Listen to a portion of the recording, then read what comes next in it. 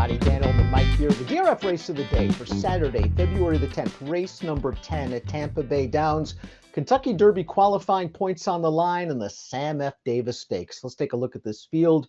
We're going 1 mile and a 16th. It's a grade 3 worth $250,000. Now locked, the third place finisher, I believe, in the Breeders' Cup Juvenile. He was going to make his seasonal debut here. He would have been the big favorite. He's going to miss the race with a temperature. Todd Pletcher regroups, takes 2 off the bench, including Agate Road, a graded stakes winner on turf, switching surfaces.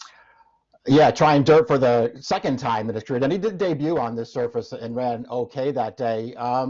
We'll see if he transfers his form. I mean, I guess there's an argument to be made that he's the most talented horse in the race. And if he handles the surface switch, maybe he wins. We have a full field in here, and not surprisingly, we're expecting some pace on. We throw up the Timeform US pace projector. Note that red bar.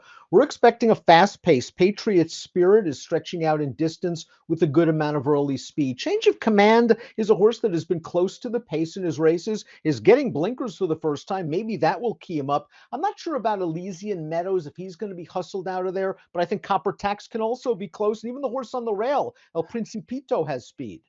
Yeah, I didn't really know how this pace was going to play out. Patriot Spirit, certainly feels like he could make the lead in here, Dan. I mean, he was a horse who was almost unrateable in the Iroquois 3 starts back going 1 mile, but he's been better since then. But he does look like the speed of this race. I thought the 7, the 8 had speed, the 7 has speed. There are horses to the outside who could go. I don't know, that maybe the pace will be fast, but I don't think it has to be. El Principito is the number 1. He's going to be one of the longer priced horses in this race. He won his career debut in a quarter maiden claimer going 5.5 on Tapeta. So this is a completely different ball game. They've tried him in stakes competition and it hasn't worked out. Yeah, I mean, he's, they run him in a couple of stakes sprinting on the dirt here recently. He was 100-1 in both of those races and, wasn't close to good enough. I don't know what to say about him here. Pletcher has the number 2 Tireless. This is a horse coming off of a 2-turn win at Tampa Bay, a maiden special weight going 1 mile and 40 yards. This horse sold for $875,000 as a yearling, began his career on turf, but both of his races going long on dirt have been okay. He really had to grind this one out, though, at odds on. Like this performance, though, this was not a fast pace, and it's his stablemate first-time starter who made the lead in there, who he's going to run by at the end of this race. That horse was just loose on the lead, Dan. The pace was slow. This horse rated. He seemed very comfortable with that. I liked the run that he made to close the race down. I realize it didn't come back that fast, but I think this horse might have a little bit of talent. He's going to be a fair price in this race. Maybe the trip all works out. He's got a ton of pedigree to go long on dirt. 2-month layoff for the 3 Patriot Spirit, who was a really good sprinter, or at least looked good in the inaugural stakes at Tampa Bay in early December.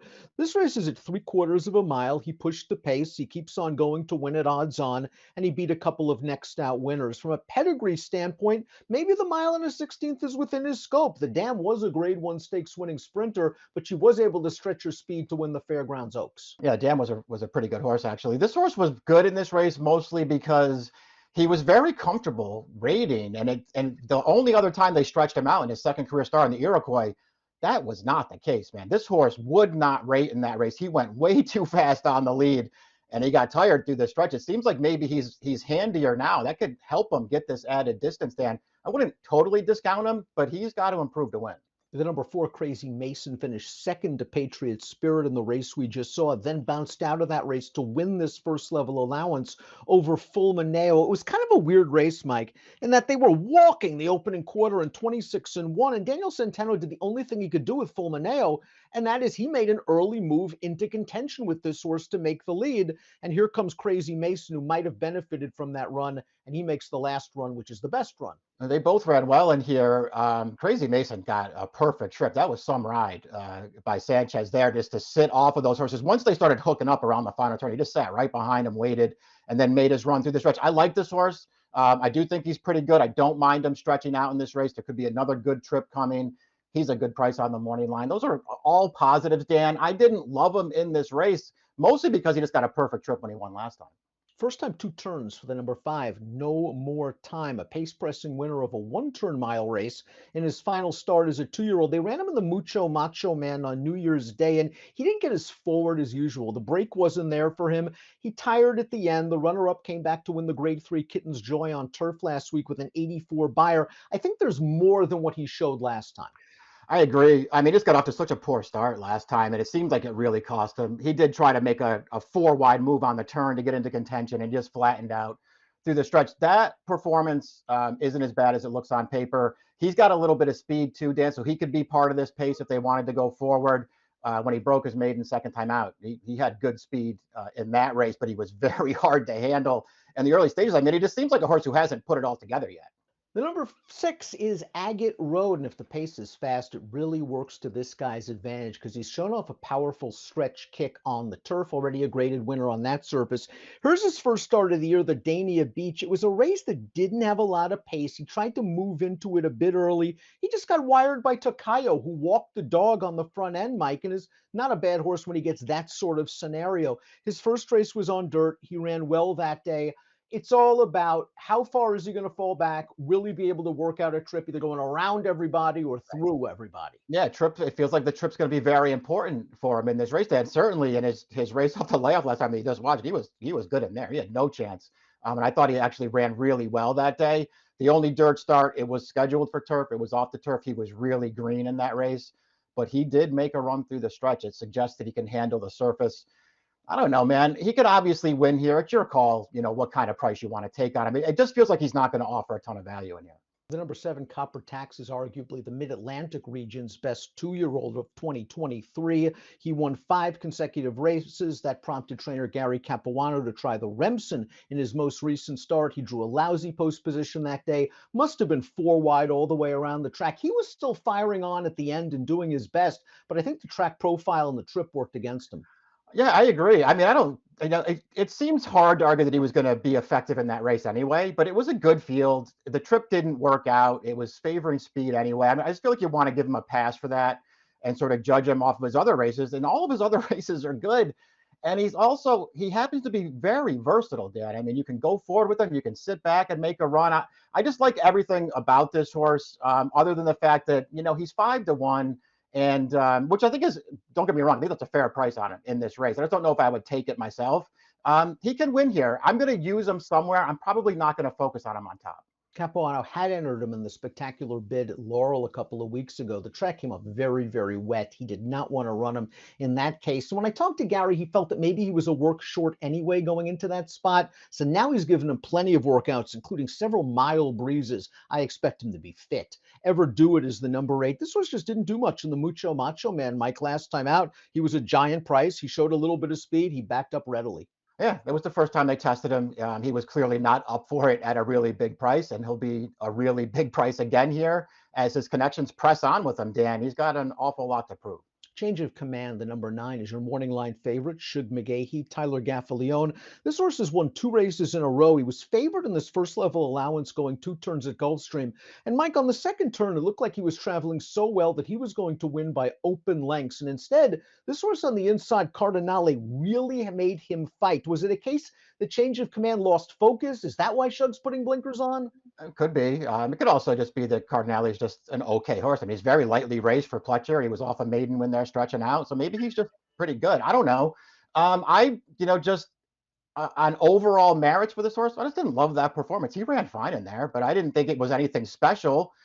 His win 2 starts back where he just got this really easy trip and won for fun. I don't know. I guess that was a good performance too, but they're going to ask you to take something like 3-1 on this horse in a race where he doesn't really have any kind of an edge. That's not for me. This horse might be pretty good, though. Blinkers on, Lasix off. He has tactical speed. One of the horses he beat last time did come back, won a first-level allowance at Gulfstream with an 87 buyer. West Saratoga is sort of lurking under the radar coming into this race. He won the Grade 3 Iroquois in relatively slow time, going a 1-turn mile at Churchill last year. He did not fire his best shot in the Breeders' Futurity and then ran into a runaway odds-on winner of the Pasco Sprinting, but it was a race that likely gave him some foundation for this. Yeah, it probably did. And maybe they were just using it to stretch him back out as well. Then it's also worth noting he wasn't going to win that race anyway, but he did make a move up the inside on the turn there. He got put in very tight. He was bumped. He lost all his momentum, and then he got out to the clear, and I liked the way that he got back up for second in there.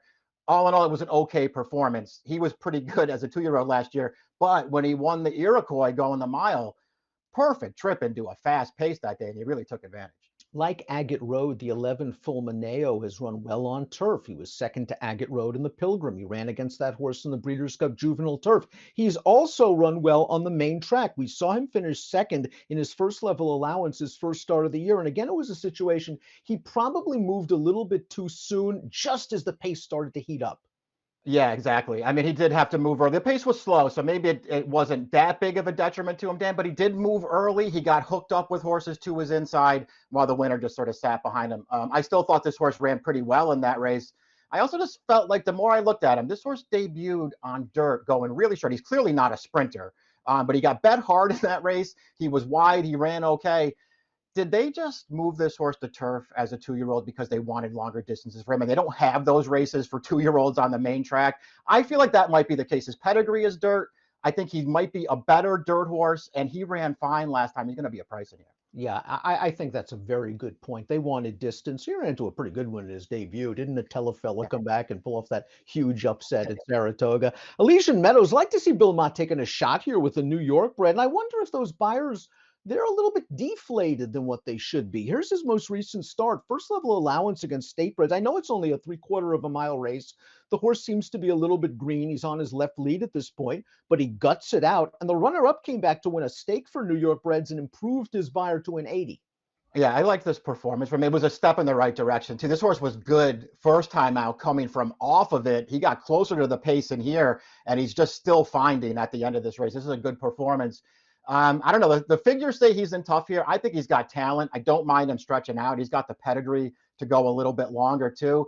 Man, I don't have him on top in this race, but I'll use him somewhere at a price. If he had a post more towards the inside, I might very well have him on top. Fair point, because post 12 might be tough with him being a little bit keyed up, stretching out. But I trust Junior Alvarado in these situations. And I do think he's a little bit better than his figures indicate on paper. Before we get to our top selections, please click the subscribe button on the Daily Racing Form YouTube channel for the latest DRF videos. Let's take a look at our top picks for the Sam F. Davis. Mike, you're going to go with Fulmineo in here. Again, a horse that appreciates distance, can probably fall into a good trip, and should get a better race flow than last time. I think it could work out a little bit better for him here. We'll see if he can just pull the right trip from post 11. He's going to be a fair price, and I think he's got enough talent to go with these horses. Dan, more than anything else, I wanted to stay away from the shorter prices in this race. Didn't trust any of them. I think it's a fair point. I think change of command is probably going to be an underlay in this race. I think a good trip is coming for him. But if I'm looking for prices, the horses I might want to key in are Patriot Spirit, who actually might be able to sneak away to an early lead. If that pace projector is wrong, maybe he can try to steal things. And I want to give the number 5, No More Time, another chance. I just didn't think he was able to strut his best stuff last time out because he didn't get out of the gate. But as you can see, it's a wide open race. 11, 7, 10, 12 for Mike, 9, 3, 5, 7 for me. It's the grade 3 Sam F. Davis with Derby points on the line.